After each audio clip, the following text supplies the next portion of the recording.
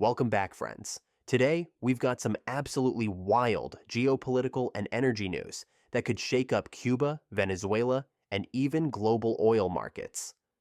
President Donald Trump is making some huge moves, and we're going to break it all down for you in simple terms.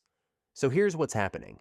President Donald Trump just took a hardline stance against Cuba, straight up announcing that no more oil and no more money will be sent to the island. Zero. Trump didn't sugarcoat it either. He warned Cuba to make a deal before it's too late, signaling major pressure on the Cuban government.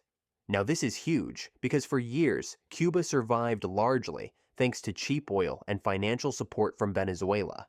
But that lifeline is now collapsing. Why?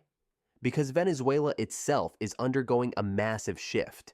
Trump claims that after the capture of Venezuelan President Nicolas Maduro, the old socialist system collapsed, opening the door for the United States to step back in. According to Trump, Venezuela's oil industry, once one of the strongest in the world, was built by American companies, then seized by socialist governments under Hugo Chavez and later Maduro. Trump says those governments nationalized U.S. assets, pushed out Western oil giants, and cost American companies billions of dollars. And now, Trump wants payback and control. He's already met with top U.S. and international oil executives, including producers, refiners, and traders, to plan a full U.S. return to Venezuela's oil industry. The plan is simple but massive. One U.S. companies go in two, spend billions of dollars. 3. Fix Venezuela's broken oil infrastructure. 4. Restart production. 5. Sell that oil to the world. And here's the crazy part. Venezuela holds the largest proven oil reserves on Earth. We're talking about 300 billion barrels, nearly 20% of global reserves, and almost 4 times more than the US. But despite all that oil, Venezuela is broke. Political instability, sanctions, corruption, and collapsing infrastructure have left the country unable to fully produce its own oil. It's a situation similar to places like Iran and Libya. Massive resources, but chaos keeps them locked underground. On top of that, Venezuela is drowning in debt. The country owes billions to U.S. oil companies after losing international court cases. ExxonMobil and ConocoPhillips alone were awarded over $11 billion combined, and Venezuela has barely paid anything. Total foreign debt is estimated at around $150 billion, while the entire economy is only expected to reach $82.8 billion in 2025.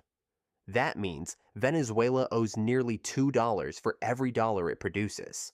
And then there's Chevron, the last U.S. oil company still operating inside Venezuela. Chevron has managed to stay by playing a delicate game, operating as a minority partner under the state oil company PDVSA, while navigating U.S. sanctions and strict treasury licenses. Chevron says it's focused on employee safety and legal compliance, but noticeably avoids talking about future investment, which tells you just how tense and uncertain the situation really is. So zooming out, here's the big picture. 1. Trump is cutting Cuba off from oil and money. 2. Venezuela's socialist system has collapsed. 3. The U.S. wants to reclaim control of Venezuelan oil. 4. American companies could return in a massive way. 5. But Venezuela's debt, legal battles, and instability make this incredibly risky.